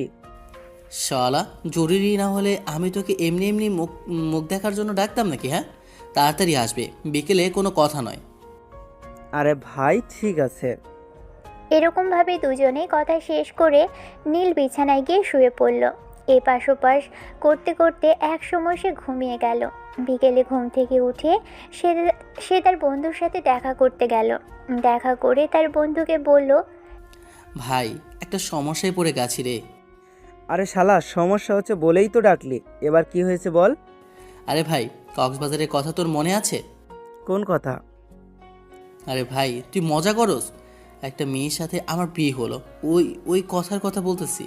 হ্যাঁ, ওই কথা কি আর ভোলা যায়? তা বল, এখন কি হয়েছে? কি হয়েছে বলছিস? আবার কি হলো? আরে ভাই, যে মেয়েটার সাথে আমার কক্সবাজারে বিয়ে হয়েছিল, ওই মেয়েটাই তো নেহার ম্যাম। কি সব পাগলের মতো আবল তাবল বলছিস? আরে ভাই, আমি আবোল তাবোল বলতেছি না। পাগল টাগল হয়ে গেলি নাকি? উনি এখানে কি করবে? আরে ভাই, আমিও তো ভাবতেছি উনি এখানে কি করে। ওনার সাথে আমার দেখা হয়েছিল, আমি কথা বলতে গেছিলাম। উনি তো আমার সাথে এমনভাবে ব্যবহার করলো যে উনি আমাকে কোনোদিন দেখেইনি। যে মেয়েটা দুদিন আগেও আমার জন্য এত পাগলামো করলো, এমন মনে হচ্ছিল সে আমাকে ছাড়া থাকতে পারবে না। সে মেয়েটা আমাকে নাকি চিনেই না, না চেনার ভান করতেছে। নীলের বন্ধু বলল, আরে ভাই চিন্তা করিস না, মেয়েটা মনে হয় তোর উপর রেখে গেছে। আরে ভাই, রেগে থাকলেও আমাকে একেবারে না চেনার মতো করবে কেন? ওদের দুজনের কথার মাঝেই তাদের বাকি বন্ধুরাও আসলো। সবাই মিলে এই কথাগুলো বলতে লাগলো এবং চা খেতে লাগলো। এই কথাগুলো বলতে বলতে সন্ধ্যা নেমে আসলো। যে যার বাসায় যেতে লাগলো। আরে ভাই চিন্তা করিস না, যা হবে পরে দেখা যাবে। কেমনে চিন্তা করবো না বল? মেয়েটা যদি আসলে রেগে থাকে এবং থানাতে কেস করে, তাহলে আমার কি হবে? আরে ভাই কিছু হবে না, থাম, পুরোটা আগে ভালোভাবে দেখ, তারপরে তুই কি করবি তোর সিদ্ধান্ত। তোর যদি মনে হয় মেয়েটাকে মেনে নিতে পারবি, তোর মাকে বল। তোর মার সাথে তো তোর বন্ধুর মতো সম্পর্ক, তোর মাকে সব কিছু ভালোভাবে খুলে বল, দেখবি উনি মেনে নেওয়ার চেষ্টা করবে। তোর বাবাকেও বোঝাবে মনে হয়। তুই তোর মাকে আগে জানা, তারপর কি হবে দেখা যাবে। নীল তার বন্ধুদের উপর ভরসা করে সে তার বাসায় চলে গেল এবং তার বন্ধুরাও তাদের বাসায় চলে গেল। নীল বাসায় এসে তার মাকে বলল, মা শোনো তো। কি হয়েছে বল। মা, তোমায় একটা কথা বলবো, রাগ করবে না তো? কি কথা আগে তুই বল। নীল তার মাকে এক এক করে বিয়ের কথা থেকে শুরু করে সব বলতে লাগলো, তাদের একসাথে থাকা সহ। কিন্তু নীল মেয়েটার সাথে অন্তরঙ্গ হয়েছে এই কথাটা এড়িয়ে গেল। এই কথা ছাড়া সব কথাই বলল। নীলের মা নীলকে একটা থাপ্পড় মেরে বলল, এত কিছু হয়ে গেল আর তুই আমাকে একবারও জানাইছস? আমার ভুল হয়ে গেছে, আর এরকম হবে না। এখন আমি কি করব বলো? কি আর করবি, মেয়েটাকে একদিন আমাদের বাসায় নিয়ে আয়। আমি তোর বাবাকে সব কিছু বুঝিয়ে বলার চেষ্টা করি, তিনি কি বলে আগে দেখি। কিন্তু মা, সে তো আমাকে না চেনার ভান করতেছে। এখন আমি কি করব বলো? সে এমনটা কেন করছে তার খোঁজ নেই। তুই তার বান্ধবীদের কাছে যা, সে এমন কেন করতেছে। ঠিক আছে মা, আমি সব কিছু জেনে তোমাকে বলতেছি, কিন্তু তুমি একটু বাবাকে ম্যানেজ করো। বাবা এসব জানতে পারলে তো আমাকে মেরেই ফেলবে মনে হয়। ঠিক আছে, আমি তোর বাবাকে দেখতেছি, তুই যা। ওদের মা বেটার এরকমভাবেই কথা চলতে লাগলো। তারপর নীল তার রুমে চলে গেল, তার বন্ধুকে ফোন দিল এবং সব কথা বলল। নীলের বন্ধু সব শুনে বলল, ভাই আমি তোকে বললাম না, তোর মাকে বল, তোর মা সব কিছু বোঝার চেষ্টা করবে। আচ্ছা তোর মা যা যা বলেছে তুই তাই তাই কর। আমি আর তুই যাব, কাল সব কিছুর খোঁজ নেব। আচ্ছা তুই এখন ঘুমা, আমিও ঘুমাবো, ঘুম ধরেছে। আচ্ছা ভাই, তুই তাহলে ঘুমিয়ে নে, আমিও ঘুমাবো। এরকমভাবেই তাদের ও কথা শেষ হয়ে গেল। সকালে উঠে নীল তার মাকে জানিয়ে তার বন্ধুকে নিয়ে নীলার খোঁজে গেল। সে তার স্কুলের প্রিন্সিপালের সাথে কথা বলে নাম্বার এবং অ্যাড্রেসটা ম্যানেজ করে সে তার বন্ধুকে নিয়ে তার বাসার অ্যাড্রেসে গেল। তার বন্ধু বলল, আরে ভাই তার বান্ধবীদের থেকে আগে খোঁজটা নে। আরে না, আমি আগে তার সাথে কথা বলবো। ঠিক আছে, তুই তার সাথে কথা বল। এরকমভাবে থাকতে থাকতে এক সময় নীলা বের হয়ে আসলো। নীলাকে দেখতে পেয়ে নীল বলল, নীলা, এই নীলা। নীলের ডাক শুনে নীলা বলল, আবার আপনি এখানে কি করতেছেন? আমি তোমার সাথে কথা বলতে এসেছি। আমি বলেছি না আপনার সাথে আমার কোনো কথা নেই। কিন্তু আমার তোমার সাথে অনেক কথা আছে। আমি জানতে চাই তুমি আমার সাথে এরকম ব্যবহার করছো কেন? তুমি বলেছিলে তুমি আমাকে ভালোবাসো, আমাকে পিচ্চি বর পিচ্চি জামাই বলেছিলে কেন? যখন ভালোবাসো না তখন কাছে এসেছিলে কেন? আমি তো তোমাকে বললামই, আমার বন্ধুদের আর আমার বাবার ভয়ে ওখান থেকে চলে এসেছি। বিশ্বাস করতেছো না কেন তুমি? নীলের কোনো কথাই নীলা বুঝতে পারল না। নীলা নীলকে বলল, আপনি এসব কি বলছেন? নীলার এমন কথা শুনে নীলের অনেক রাগ হলো। নীল রেগে বলল, আমি আপনাকে ভালোবেসে ফেলেছিলাম। আপনি বলেছিলেন আপনি আমাকে ভালোবাসেন, আমাকে আপনার কাছে রাখতে চান। সেদিন সকালে আপনি বলেছিলেন। নীলা কোনো কথাই বুঝতে পারল না। নীলা রেগে একটা থাপ্পড় মারল নীলকে। থাপ্পড় মেরে নীলা নীলকে পাশ কাটিয়ে চলে গেল। নীলার যাওয়ার দিকে নীল একই রকমভাবে তাকিয়ে আছে। নীল মনে মনে বলতে লাগলো, আমি কি করেছি? আমার অপরাধটাই বা কী ছিল? আমি তো বন্ধুদের চাপে আর বাবার ভয়ে চলে আসলাম। এটা তো আমি ওকে বলতেছি আমার ভুল হয়ে গেছে, আমি তো মাপ চাচ্ছি, তবুও সে এরকম করতেছে কেন? নীল রেগে তার বন্ধুকে বলতে লাগলো। চল আজ ওদের বাসায় যাব। নীলের বন্ধু বলল, দেখ পাগলামো করিস না, এরকমভাবে হয় না। যদি তুই তাদের বাসায় যাস তাহলে তারা খারাপ ভাববে। হতে পারে তারা তোর বাবা মাকে বলল, এতে হিতে আবারও বিপরীত হবে। বন্ধুর এমন কথা শুনে নীল কিছুটা শান্ত হলো। নীল তার বন্ধুকে বলল, ভাই চল, এখন তার বান্ধবীদের কাছ থেকে শুনবো। তোকে ওর বান্ধবীদের খোঁজ নিতে বলেছিলাম, নিছিস? আরে চিন্তা করিস না, চল হোয়াটসঅ্যাপে বলে দিস ওর সব বন্ধুদের খোঁজ নিতে। যে 3 জন তার সাথে কক্সবাজার গিয়েছিল ঘুরতে তাদেরকে পেয়েছে। আমাদের গ্রুপে সবাইকে বলেছি বাকি মেয়েদেরকেও খুঁজতে। চিন্তা করিস না, হয়তো বা ওদেরও খুব তাড়াতাড়ি পাবো। আরে ভাই, অন্যদের লাগবে না, ওই 3 জনের থেকেই শুনবো ওর কি হয়েছে। চল, তারপর আমি কি করা যায় ভাববো। এই কথা বলে তারা দুজন ওই 3 জনের বাসায় যেতে লাগলো। প্রথমে তারা নীলার এক বান্ধবীর কাছে গেল। গিয়ে নীল বলল, আপু একটু শুনবেন?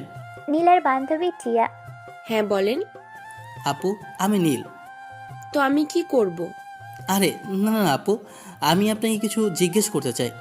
নীলার বান্ধবী টিয়া। জি বলেন, কি জিজ্ঞেস করবেন? আসলে আপু আপনার বান্ধবী। এ কথা বলে নীল নীলার বান্ধবীকে সব কথা একে একে খুলে বলতে লাগলো। প্রথম থেকে শেষ পর্যন্ত তার সাথে নীলা যে খারাপ ব্যবহার করেছে এটাও বলল। নীলের এ কথা শুনে নীলার বান্ধবী টিয়া বলল, আসলে আপনি তাকে ভুল বুঝতেছেন। আসলে সেও আপনাকে অনেক ভালোবাসে, কিন্তু সেদিন একটা দুর্ঘটনা ঘটে। কেমন দুর্ঘটনা আপু? নীলার বান্ধবী নীলকে সেই দুর্ঘটনার ব্যাপারে সব বলল। আপনারা সব কিছু জানেন, এই জন্য আর বললাম না। এখন নীল সব কিছু বুঝতে পারল। নীল নীলার বান্ধবীকে বলল, আপনাকে অসংখ্য ধন্যবাদ আপু। আমি বুঝতে পারিনি নীলার সাথে এমন কিছু হয়ে গেছে। আমি নিজেও অবাক হয়ে গেছি যে মেয়েটা আমাকে এত ভালোবাসতো, তার অ্যাক্সিডেন্ট হয়ে গেছে শুধুমাত্র আমার জন্য। নীলার বান্ধবী টিয়া বলল। এখানে তোমারও কোনো দোষ নেই, এটা নীলার ভাগ্যে ছিল। আপু, এখন নীলাকে সব কিছু কীভাবে মনে করিয়ে দিব বলেন? নীলার বান্ধবী টিয়া বলল। ডক্টর বলছে তার পুরনো স্মৃতি মনে আসার সম্ভাবনা খুবই কম, কারণ সে মাথায় আঘাত পেয়েছিল। আর হয়তোবা হুট করে একদিন তার সব স্মৃতি মনে পড়ে যেতে পারে, কিন্তু কখন পড়বে, কিভাবে পড়বে তা বলা সম্ভব নয়। নীলার বান্ধবীর এমন কথা শুনে নীলের চোখ থেকে বৃষ্টির জলের মতো পানি পড়তে লাগলো। তা দেখে নীলার বান্ধবী বলল। দেখো, তুমি আমার ছোট ভাইয়ের মতো, তাই তোমাকে একটা কথা বলি, যদি সত্যি তুমি নীলাকে ভালোবেসে থাকো তাহলে তাকে পুরনো স্মৃতি মনে করাতে চাইও না। এতে তার মাথাতে অনেক আঘাত করতে পারে। ডক্টর বলেছে এবার এরকম কিছু হলে তাকে বাঁচানো মুশকিল হয়ে যাবে। এই জন্যই আমি বলতেছি, যদি সত্যি তুমি তাকে ভালোবেসে থাকো তাহলে হয়তো তাকে নতুন করে তোমার প্রেমে ফেলো, আর নয়তোবা ভুলে যাও। কারণ তার যদি পুরনো স্মৃতি মনে পড়ে হয়তোবা সে তোমাকে ভালোবাসবে, কিন্তু তার প্রাণের সংশয় হবে। এই জন্য আমার কথাটা মাথায় রেখো। নীলার বান্ধবীর এমন কথা শুনে নীল অনেকটা ভিতর থেকে ভেঙে পড়ল। তাও সে নীলার বান্ধবীকে বলল। আপু, আপনি চিন্তা করবেন না, আমি নীলাকে আবার নিজের প্রেমে ফেলবো। আমাকে ভালোবাসতে বাধ্য করব। সে আমাকে সারা জীবন ভালোবাসবে, তাকে আমি অন্য কারো হতে দেব না। নীলার বান্ধবী বলল। আমিও ওইটাই চাই, আমার বান্ধবীটা হাসি খুশি থাকুক। আমি আশা করি আমার বান্ধবী তোমার সাথে হাসি খুশি থাকবে। ইনশাল্লাহ আপু, আপনি দোয়া করবেন। নীলার বান্ধবী টিয়া বলল। আমার দোয়া তোমার সাথে সবসময় থাকবে। যাও, নীলাকে তোমার প্রেমে ফেলে ফিরো। ওদের দুজনের এমন খুনসুটি দেখে নীলের বন্ধু ও নীল দুজনেই হেসে উঠল। হাসতে হাসতে নীল বলল। আপু, আল্লাহ হাফেজ, আজকের মতো যাই, পরে কোনো দিন দেখা হবে। নীলার বান্ধবী টিয়া বলল। আচ্ছা যাও, আবার একদিন দেখা হবে। নীলার বান্ধবীর থেকে বিদায় নিয়ে নীল এবং তার বন্ধু একসাথে বাইকে করে আবারও বাসার দিকে যেতে লাগলো। যেতে যেতে নীলের বন্ধু বলল। আরে ভাই, তুই কিছু বুঝলি? হ্যাঁ, এই জন্যই ও আমাকে চিনতে পারতেছিল না। হ্যাঁ, ওই জন্যই ভাবি তোর সাথে খারাপ ব্যবহার করেছে। হ্যাঁ, তোকে আর ব্যাখ্যা দিতে হবে না, চল। এরকমভাবে তারা দুজনে কথা বলতে বলতে যে যার বাসায় পৌঁছে গেল। নীল বাসায় পৌঁছে তার মাকে ডাকতে লাগলো। তার মাকে ডেকে বলল। মা, আমি জেনে গেছি নীলা এরকম কেন করতেছিল। হ্যাঁ বল, আসলে মেয়েটার কি হয়েছিল? আসলে মা, নীলার ভয়ঙ্কর একটা অ্যাক্সিডেন্ট হয়েছিল। এই কারণে তার মাথায় প্রচণ্ড পরিমাণে আঘাত পেয়েছে। এতে তার পুরনো সব স্মৃতি মুছে গেছে, সব কিছুই সে ভুলে গেছে। আমার সাথে বিয়ে, তার বাবা মা, ফ্রেন্ড সার্কেল সবাইকে সে ভুলে গেছে। ধীরে ধীরে সে এখন নর্মাল জীবনে আসতেছে। এখন আমি নীলার বান্ধবীর সাথে কথা বলে আসলাম। সে বলল পুরনো কথা মনে করাতে চাইলে হয়তোবা তার মৃত্যু হতে পারে। মাথায় বেশি চাপের কারণে ওই জন্য আমি ভাবতেছি নীলাকে আবার আমি আমার নিজের প্রেমে ফেলবো। তুই যা করবি ভেবে চিন্তে কর, সব কিছুতেই আমাদের সাপোর্ট পাবি। নীল তার মাকে সব কিছু জানালো। এক এক করে সব জানিয়ে সে উপরে তার রুমে চলে গেল।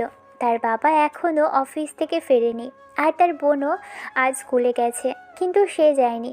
কেন আপনারা তা তো জানেনি। নীল তার রুমে গিয়ে শুয়ে ফেসবুকিং করতে লাগলো।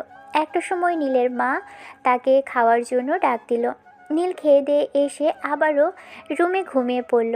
বিকেলে ঘুম থেকে উঠে বাইরে বন্ধুদের সাথে আড্ডা দিল এবং বাসায় ফিরে এসে সন্ধ্যার দিকে পড়তে বসলো। পড়া শেষ করে সে আবারও ফেসবুকিং করতে লাগলো। ফেসবুকে সে দেখলো নীলার আইডি। হুট করে সে ফ্রেন্ড রিকোয়েস্ট দিল। এদিকে নীলা অপরিচিত আইডি থেকে ফ্রেন্ড রিকোয়েস্ট এসেছে দেখে আইডিতে ঢুকলো। ঢুকে দেখে এটা সেই বেয়াদবটার আইডি। ওরে নীলা মেসেজ দিল। আপনি আমাকে বাইরে শান্তিতে থাকতে দেন না, এখন কি ভালোভাবে ফেসবুকটাতেও চালাতে পারবো না? আমি আবার কি করলাম? আমি তো আপনার সাথে কথা বলতে চাইছি শুধু। আপনি আমার পেছনে কেন পড়েছেন? আপনাকে আমার খুব ভালো লাগে, আমি আপনাকে ভালোবাসি। নীলা রেগে বলল, আপনি আমাকে ভালোভাবে চেনেন না, আমি আপনাকে ভালোভাবে চিনি না। আপনি এরকমভাবে কথা বলতেছেন কেন? কোনো সমস্যা নেই, কথা বলতে বলতে পরিচিত হয়ে নেব, এতে আর কি সমস্যা? নীলা প্রচণ্ড পরিমাণে রেগে গেল এবং সে নীলকে ব্লক করে দিল। নীলা রেগে নিজের ফোনটা বিছানায় ছুঁড়ে মারল এবং সেও বিছানায় শুয়ে পড়ল। এরকমভাবেই রাতটা কেটে গেল। নীল সকালে উঠে তার বোনকে বলল। এই নেহা, নেহা। নীলের এরকম চিৎকার চেঁচামেচি শুনে নেহার রুম থেকে বের হয়ে এসে বলল, গরুর মতো এরকম হাম্বা হাম্বা করস কে? কি হয়েছে বল? আমি গরুর মতো বা হাম্বা হাম্বা করি? কি হয়েছে কি তাই বল। যাই হোক, আমি তোকে এইবারের মতো ছেড়ে দিলাম। আজকে আমি তোকে তোকে তোর স্কুলে দিয়ে আসবো। নীলের এমন কথা শুনে নেহা প্রচণ্ড অবাক হয়ে বলল, তুই আমাকে ছেড়ে আসবি স্কুলে? আমি তোকে যেতে বললে তো যেতে চাস না, হঠাৎ আজকে কি হলো? আজ আমার মন চাইছে, এই জন্য দিয়ে আসবো। তুই যাবি নাকি তাই বল। বুঝি বুঝি, সব কিছুই বুঝি। ওই দিন আমার ম্যামকে দেখার পর থেকে পাগল হয়ে গেছিস তাই না? নেহার এমন কথা শুনে নীল রেগে বলল, আমি কি পাগল যে তোর ম্যাডামের প্রেমে পড়বো? চিন্তা করো না ভাইয়া, তুমি যদি চাও তাহলে ম্যামের নাম্বারটা দিতে পারি। তোকে দেওয়া লাগবে না, আমার কাছে আগে থেকে আছে। নীল কথাটা বলে জিহ্বায় কামড় দিল। কি বললা তুমি? আমি তো আগেই বলেছি গাল মে কুছ কালা হ্যাঁ। নেহা হাসতে হাসতে বলল, ঠিক আছে, আমাকে তুই স্কুলে দিয়ে আসো, ম্যাডাম একটু পর যাবে। তুমি আমাকে আর ম্যাডামকে একসাথে স্কুলে নিয়ে যাও। আমি বললে ম্যাডাম আমাদের সাথে আসতে পারে। সত্যি? তুই সত্যি বলতেছিস তো? হ্যাঁ, কিন্তু আমার একটা শর্ত আছে। তুমি আমাকে আইসক্রিম চকলেট এইসব কিছু খাওয়াবা। ঠিক আছে। তাদের দুজনের কথা শেষে নেহা বের হয়ে এলো। নীল এবং নেহা দুজনেই তাদের ম্যাডামের বাসার দিকে যেতে লাগলো। রাস্তায় নেহা তার ম্যাডামকে দেখতে পেল, তাই নেহা নীলকে বলল, ভাইয়া ম্যাডামের পাশ দিয়ে বাইকটা নিয়ে চলো। নীল কোনো প্রশ্ন না করে নেহার কথাই ম্যাডামের পাশ দিয়ে বাইক নিয়ে গেল। বাইকটির শব্দে নীলা তাদের দিকে তাকালো। নেহা নীলকে বলল, ভাইয়া বাইকটা দাঁড় করাও। নীল বাইক দাঁড় করালো। নীলা নেহাদের কাছে আসার সাথে সাথে নেহা নীলকে সালাম দিয়ে বলল, ম্যাডাম আমাদের সাথে চলেন, হেঁটে হেঁটে যাওয়ার থেকে ভাই আমাদের দুজনকে পৌঁছে দিবে। না না, আমি যাবো না, তোমরা যাও। নেহা তো হার মানার পাত্রই না। নেহা নীলাকে আবল তাবল বুঝিয়ে খুবই রিকোয়েস্ট করলো। একটি সময় নীলাও নীলের বাইকের পিছনে বসলো। নীল তো অনেক খুশি। নেহা মাঝখানে, নীলা পিছনে, সামনে নীল বাইক চালাচ্ছে। এরকমভাবেই তারা স্কুলে পৌঁছে গেল। বাইক থেকে নেমে ম্যাডাম নীলকে কিছু না বলেই চলে যেতে লাগলো। নীল নীলাকে দেখে বলল, এই যে ম্যাডাম, বাইকে করে নিয়ে আসলাম, যে একটা থ্যাংক ইউ তো দেবেন। এরকম কথা শুনে নীলা পিছনের দিকে তাকিয়ে বলল, আমি তোমাকে নিয়ে আসতে বলিনি, নেহা জোরাজোরিতেই এসেছি। না হলে আপনার বাইকের পিছনে বসার কোনো ইচ্ছেই ছিল না আমার। তাও থ্যাংক ইউ। নীল তো আজ মহা খুশি। সে আজ তার মনের মানুষকে তার বাইকের পিছনে বসাতে পেরেছে। ভাইয়া তোমার কাজ করে দিয়েছি, এবার আমারটা আমাকে দিয়ে দাও। নীল অনেক খুশি হয়ে নেহাকে 500 টাকা বের করে দিল। নেহা মহা খুশি হয়ে স্কুলে গেল। নীল ওখান থেকে বাসায় এসে তার মাকে সব কথা বলল। নীলের মা শুনে মুচকি একটা হাসি দিয়ে বলল, এবার তুই তোর কলেজে যা। নীল খুশি মনে তার কলেজে গেল। তার বন্ধুদের সব কথা বলল। তার বন্ধুরাও শুনে অনেক খুশি হলো। এরকমভাবেই 2টা ক্লাস করে সে আবারও নেহার স্কুলের দিকে যেতে লাগলো। নেহার স্কুলে গিয়ে গেটে দাঁড়িয়ে থাকতে লাগলো। তখন দুপুর 1টা বাজে। আজ নেহাদের স্কুল তাড়াতাড়ি ছুটি দিয়েছে, এই জন্যই নেহা বের হয়েছে।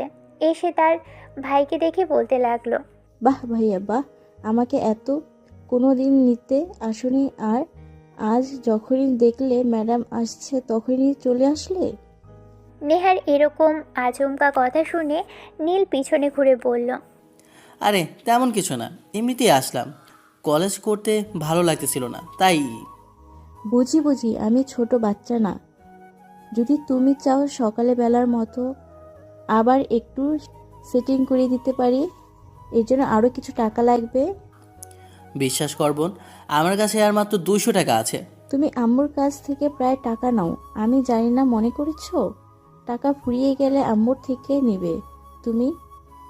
আমি চাইলেই তো বেশি দাও না, তুমি যত চাও সাথে সাথেই দেবে তো। আপাতত 100 টাকা দিও, পরে আবার চেয়ে নিবনি।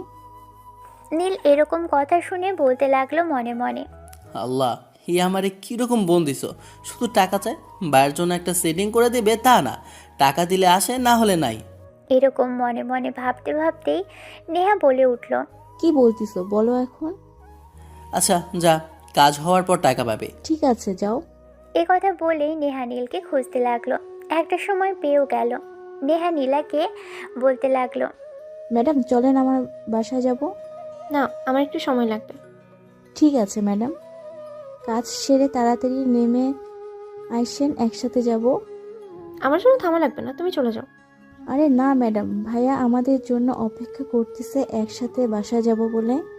ভাইয়া আপনাকে বাসায় নামিয়ে দিবে, তারপর আমরা চলে যাব। একসাথে এসেছিলাম না, একসাথেই যাব। না না, আমি যাব না, তোমরা যাও। না না ম্যাডাম, যাব না বললে তো শুনবো না, আপনাকে তো যেতেই হবে আমাদের সাথে। একসাথে এসেছি, একসাথেই যাব। নেহা এমন জোরাজুরি করতে করতে একটা সময় নীলা আবারও রাজি হলো। আচ্ছা চলো।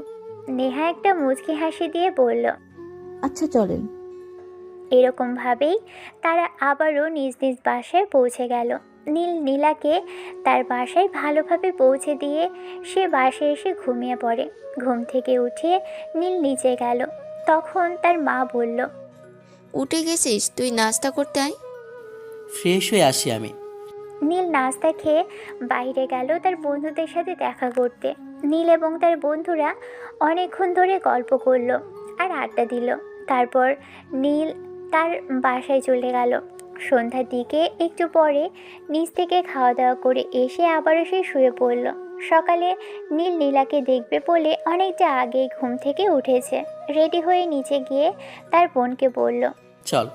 নীলের বোনও কিছুক্ষণ পর রেডি হয়ে এসে বলল, চলো ভাইয়া। এভাবেই দুই ভাই বোন যেতে লাগলো। গতকালকের মতো আজকেও নেহা নীলাকে বুঝিয়ে সুঝিয়ে নিয়ে আসলো, কিন্তু নীলের মাথায় আলাদা একটা প্ল্যান কাজ করতেছিল। নীল মনে মনে বলল, আজকে তো আমি ওনাকে প্রপোজ করবই, দেখা যাক কি হয়। নীল এসব ভাবতে লাগলো। নীল নেহার স্কুলে পৌঁছানোর পর নীলাকে বলল, ম্যাম, আপনার সাথে আমার কিছু কথা ছিল।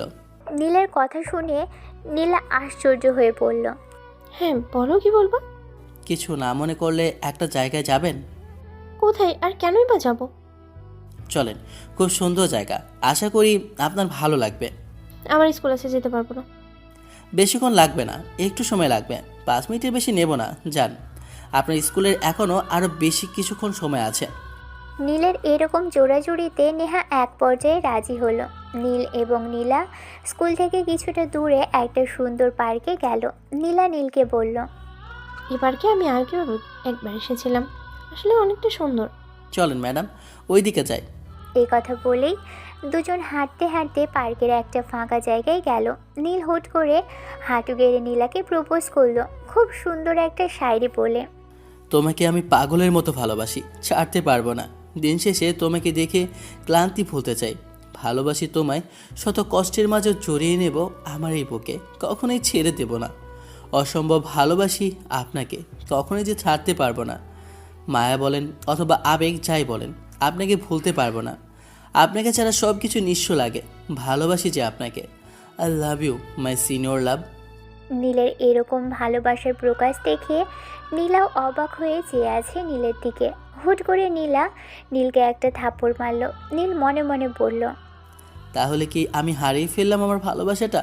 নীলকে অবাক করে দিয়ে নীলা এসে নীলকে শক্ত করে জড়িয়ে ধরল। নীল তো খুবই অবাক। এ কি, এক্ষুনি থাপ্পড় মারলো আবার এক্ষুনি জড়িয়ে ধরলো? নীলা ফুপিয়ে কেঁদে উঠে বলল, আমার পিচ্ছি বরটা, আমি তোরে কত ভালোবাসতাম, এখনো বাসি। তুই আমাকে কখনো বুঝলি না, তখনও ছেড়ে গেলি, আর এখন এত দেরি করলি।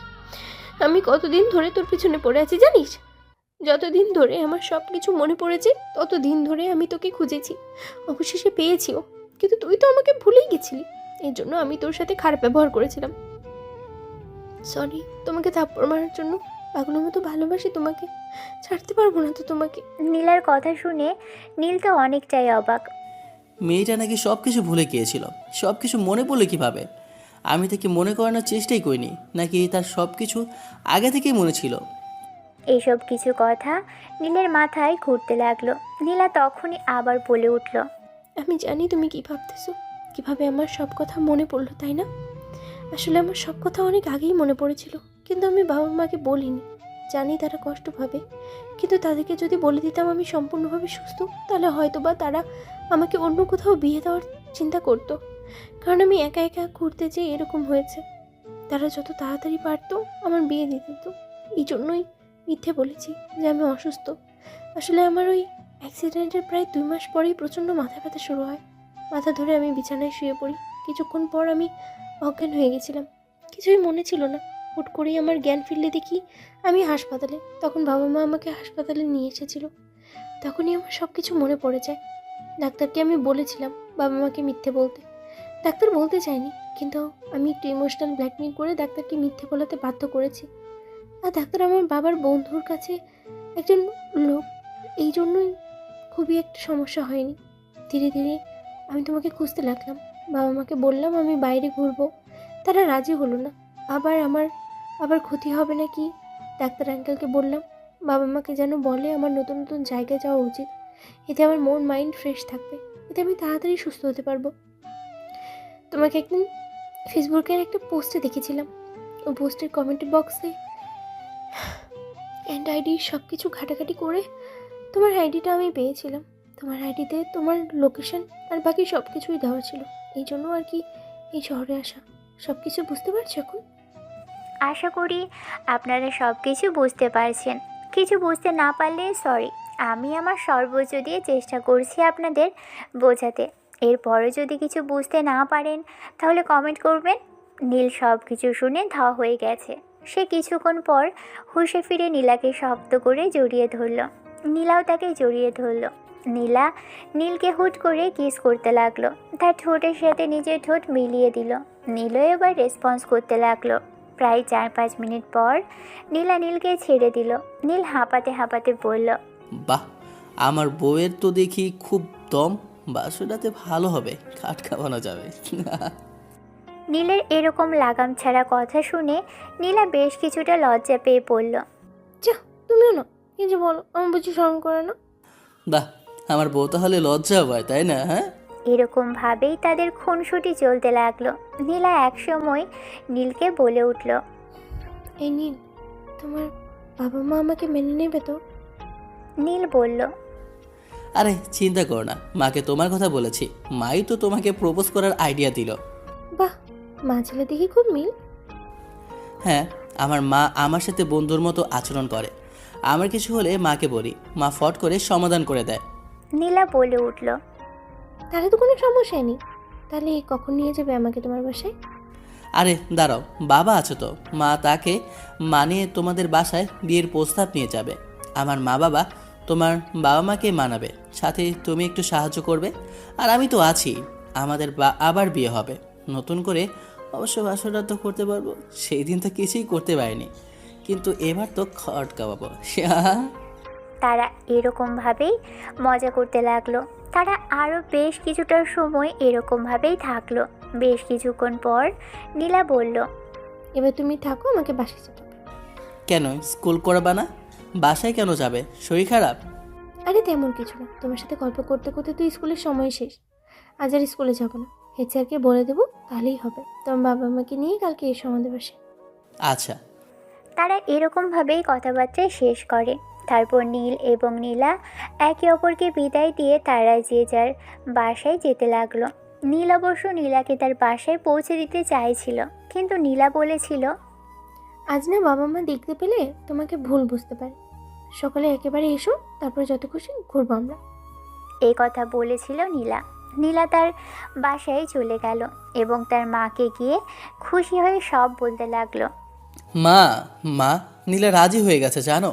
তুমি আর বাবা কাল নীলাদের বাসায় বিয়ের প্রস্তাব নিয়ে যাবে। আমি পড়াশোনা করি তো কি হয়েছে, এবার থেকে পড়াশোনার পাশাপাশি বাবার অফিসে বসবো। তোমরা নীলাকে আমার বউ বানিয়ে বাসায় নিয়ে এসো। নীলের মা রাজি হলো। নীলের মা নীলকে বলল। রাতে তোর বাবাকে বলবো সব কথা। রাত্রে নীলের মা নীলের বাবাকে সব কথা খুলে পড়ল। নীলের বাবা তো প্রচণ্ড পরিমাণে রেগে গেল। নীলের মা নীলের বাবাকে এক এক করে সব কথা বুঝিয়ে বলতে লাগলো। তারপর তিনি কিছুটা শান্ত হলেন, তারপরও রাগ করে বললেন। এখনো ওর বিয়ে করার বয়স হয়েছে যে তোমার ছেলে বিয়ে করতে চায়? বিয়ে করার বয়স না হলেও তাদের অলরেডি বিয়ে হয়ে গেছে। আমি শুধু আমাদের মান সম্মানের কথাটা ভেবে তোমাকে বললাম, এখন তুমি যা করতে চাও তাই হবে। নীলের বাবা সব কিছু ভেবে চিনতে রাজি হলেন। এরকমভাবেই রাতটা কেটে সকাল হলো। সকালে তারা সবাই মিলে নীলাদের বাসায় যাওয়ার জন্য প্রস্তুতি নিতে লাগলো। এদিকে নীলা তার বাবা মাকে বলেছে আজকে একজন আসবে তাদের সাথে দেখা করতে। কী জন্য আসবে, কেন আসবে কিছুই বলেনি। নীল এবং তার সপরিবার নীলাদের বাসায় পৌঁছে গেল। নীলের বাবা মা তাদেরকে সব কিছু বুঝিয়ে বলল। অবশেষে নীলার বাবা মা রাজি হলো। তারা এই বিয়েতে সম্মতি দিল। এরকমভাবেই তাদের বিয়ের দিন তারিখ ঠিক হলো সামনে শুক্রবারে, যা প্রায় 5 দিন পর। এত তাড়াতাড়ি বিয়ে ঠিক করার কারণ হলো আশেপাশের মানুষ যদি জানাজানি হয় তাদের এই বিয়ের ব্যাপারে, তবে তাদের দুই পরিবারের মান সম্মান যাবে। সব দিকে খেয়াল করেই এই সিদ্ধান্তটা নিয়েছে তারা। বিয়ের দিন দুবারই খুব সুন্দর করে সাজানো হয়েছে। নীল এবং নীলার অবশেষে দ্বিতীয়বারের মতো বিয়েটা হয়ে গেল। সবাই অনেক খুশি। এরকম নীলাকে নেহা এবং আরও কয়েকজন মিলে নীলের রুমের বাসর ঘরে রেখে আসলো। নীল ছাদের উপর আসলো। প্রত্যেকটা গল্পে যেমন হয়, কিন্তু এই গল্পে তাকে বাধা দেওয়ার মতো কেউ নেই, কারণ তার বন্ধুরা সব মেয়েদের পিছনে ঘুরতেছে। সে নিজের মনে মনে ভাবতে লাগলো, শালা, সবার বন্ধুরা বাসর রাতের দিন কত কিছুই না মজা করে, আর আমারগুলো মেয়ে পেয়ে আমাকেই ভুলে গেছে। যাই হোক, নীল তুই আবার বাসর ঘরে যা। ভাবতে ভাবতেই সে তার বাসর ঘরে গেল। বাসর ঘরে ঢুকতেই নীলা তাকে যখনই পায়ে ছুঁয়ে সালাম করতে যাবে তখনই নীল তাকে ধরে ফেলল আর বলল, তোমার স্থান আমার পায়ে না, আমার বুকে। নীলের এমন কথা শুনে নীলা হেসে বলল,